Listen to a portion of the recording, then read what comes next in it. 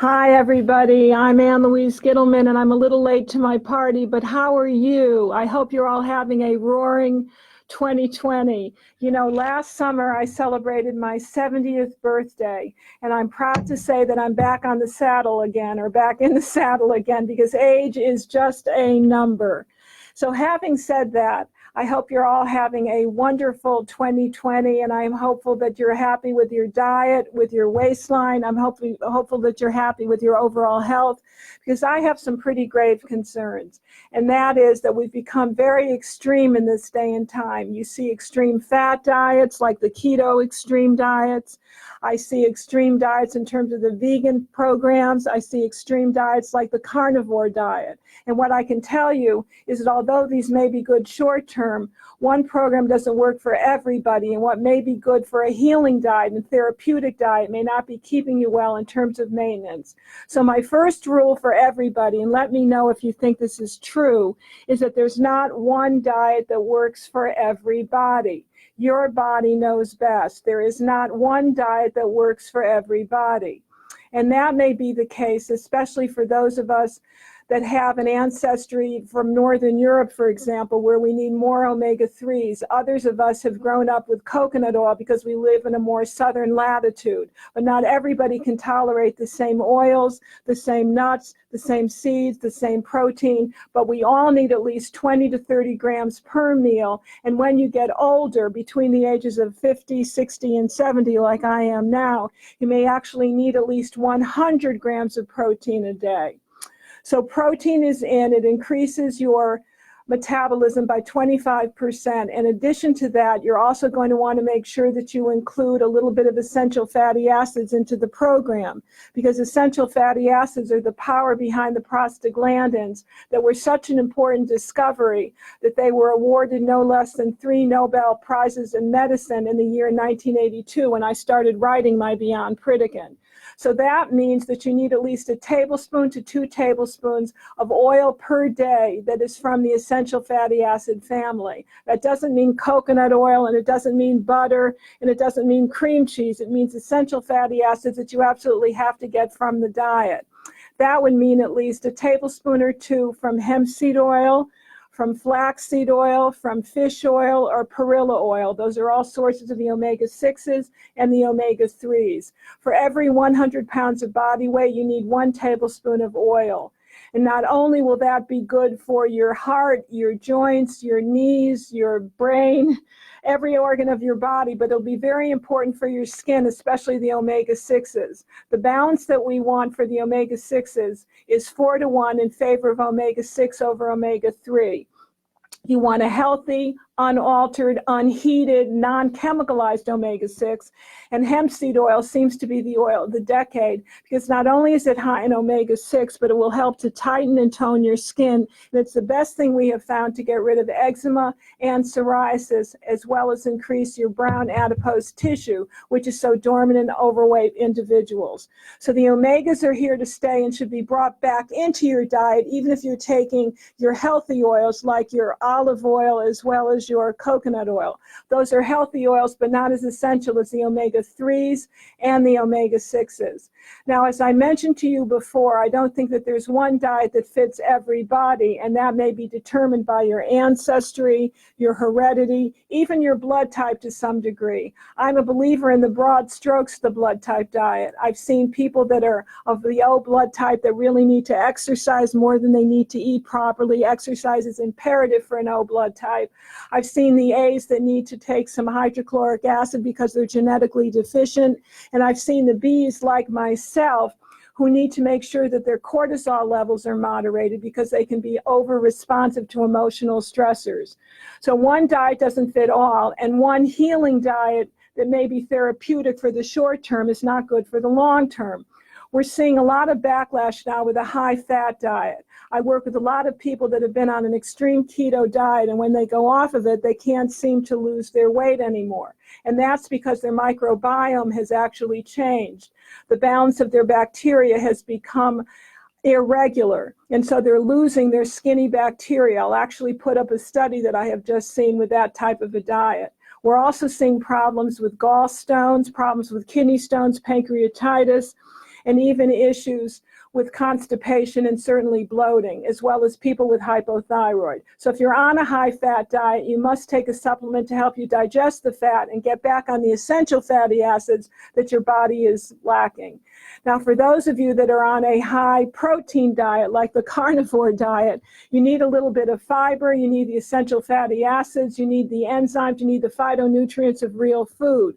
So going lower than 30 to 40 or even 50 grams of carbohydrate is simply not healthy for your entire body to function properly. For those of you that are on a vegan diet, even though a plant-based diet may be very attractive on an ethical and moral level, what we're finding is that many people that are taking a strong plant-based diet or strong plant-based supplements are showing very high copper levels. And there's some new research to suggest that elevated copper is a real problem in this day and time because it may be an underlying cause of Alzheimer's disease. So I'm concerned about all of my vegans that are eating their copper-rich avocado and their nuts and their seeds, and they're taking supplements that contain 2 to 4 mcgs of copper, as well as drinking from water that may have some copper pipes that may be coming to the house in some copper pipes.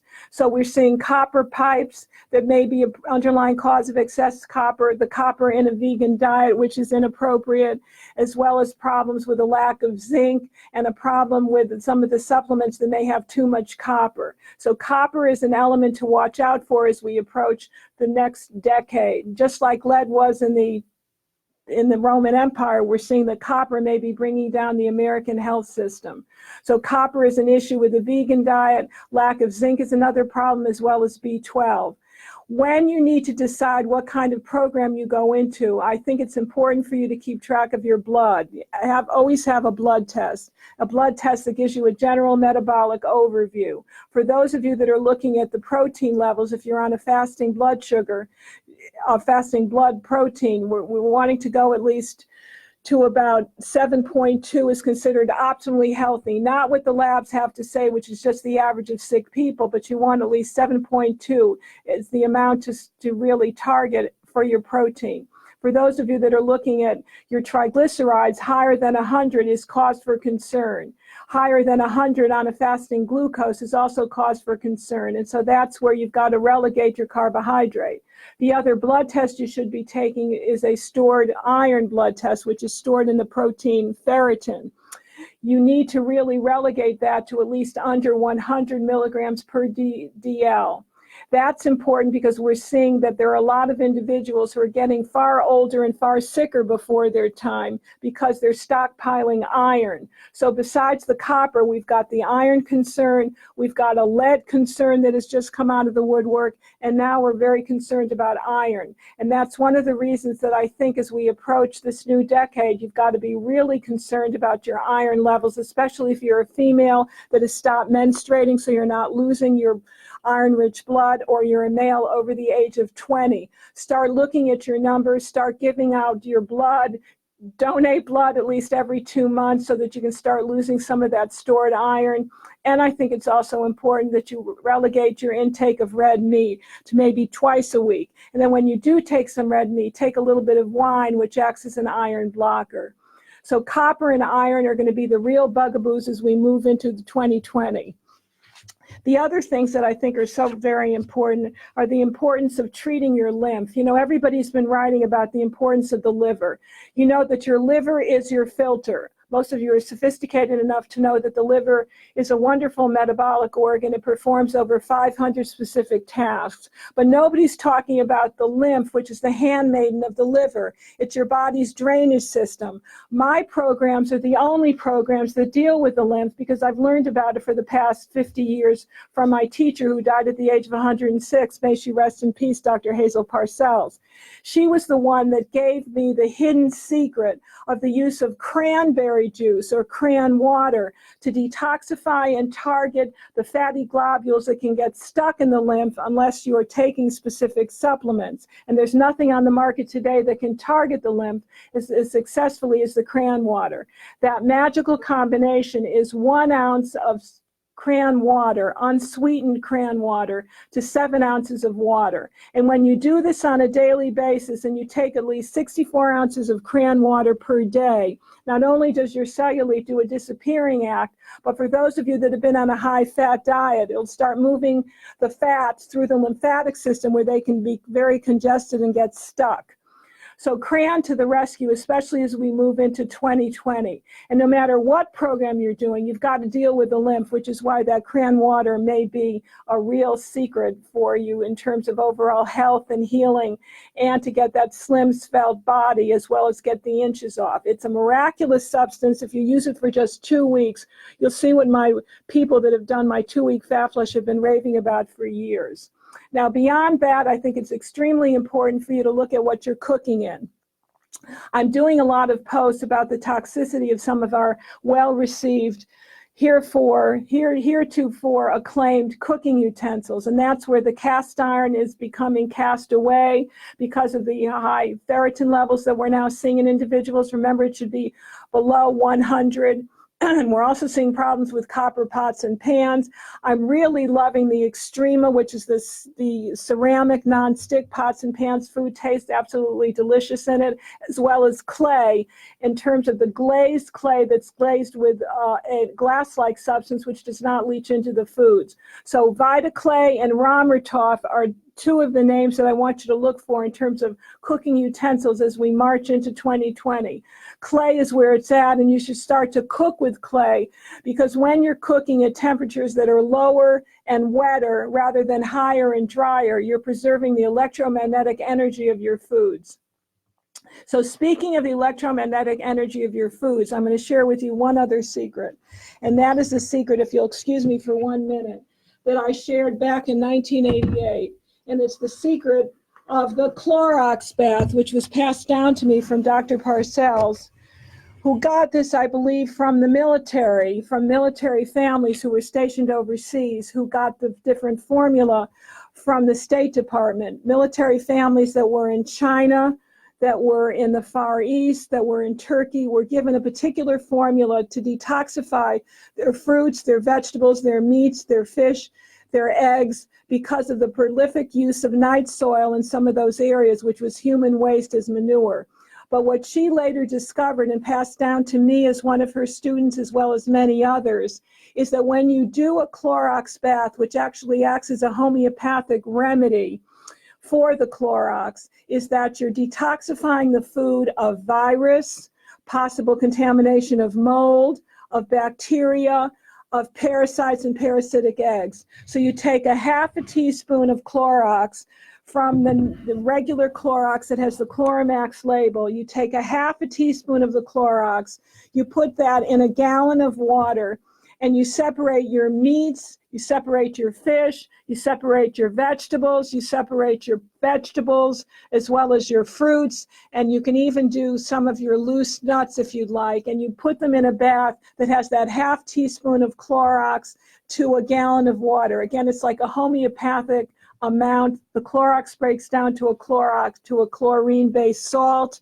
It's called sodium hypochlorite, so it is actually a salt, not chlorine itself. And you leave the food in for 20 minutes. After you leave it in for 20 minutes, you make another fresh bath with no Clorox and just plain water. Let the food soak for another 15 minutes, take it out, wipe off your food, and it will last at least 2 weeks to 3 weeks longer. No metallic taste. I use fruits and vegetables and nuts, as well as my carrots, celery. If you're drinking celery juice, you should be Cloroxing it, for heaven's sakes, because you don't know if it's retained any of the pesticides that could be floating in the air. Your apples, by all means, even though I buy totally organic, everything goes into the Clorox bath. Here's another apple. And you would also be separating out, of course, your thicker skinned vegetables like your your squash as well as your cucumber. I've done this on and off, to be honest with you, for the past 30 years. When I did this religiously in my home, nobody came down with the flu, nobody came down with food poisoning, nobody got sick, nobody got a cold. I've gone back to this after discovering that there was actually a Clorox now on the market that matched the original brand that Dr. Parcells was so fond of. So you've got to keep your food clean regardless of how you're eating, because we all deserve the healthiest food, non-GMO food, whether you're a plant-based eater, whether you're a carnivore eater, whether you're a keto eater, or whether you're a radical metabolizer or a fat flusher. You all deserve the cleanest, most purest food in the land. When it comes to supplementing, and some of you need supplements because you're on a particular program where you're under stress, you have an autoimmune illness, I think that the most important ones include a B vitamin that you're not taking into your diet, which is a methylated B vitamin, low-level methylate B amounts. I think it's important to take your vitamin D, take a vitamin D test to see that you're at least 50 to 80 on the test. And I also think it's important that you take some added silica. Why silica? Because it's known to chelate aluminum, and we've got a real issue in this day and time with all the nano-aluminum that's coming from the air. And so on that note, I'm going to say, I hope that your 2020 is spectacular. I hope you live to 120, and I don't know if there are any questions I can't see directly, but I'm going to have Jan read me, whatever is up there. Just one moment. So one moment, please. You've been a delightful group. Thomas asked what's best loud. For, I can't hear. What's best for fatty liver? Thomas. Hello, Thomas. What's best for a fatty liver? Choline. I love choline. Choline that's found in my Bile Builder or choline that you get in the health food store. 500 milligrams 3 times a day will defat a fatty liver in 2 to 3 months, according to research from Chapel Hill. Next. Let's see. Kim is asking, what do you use with low DHEAS? What do you use for low DHEA? What to do with low DHEAS? I think she means low DHEA, which is a hormone. So the low DHEA, you would need to take a low-level supplement of 5 to 10 milligrams a day. Take it before you go to bed and measure your levels. That's what I would do. I wouldn't fool around with higher dosages because any higher dosage of a hormone is likely to backfire, just the way high-level dosages of any vitamin can be too much for the system. Remember, the liver has to detoxify even your vitamins and minerals, as well as all the pollutants and environmental assaults. Next, please. Not seeing any more at the moment, so any other questions? We'll answer questions later as you have time to review the video. I think you've been a wonderful group. Thank you again. In 2020, may you live till 120.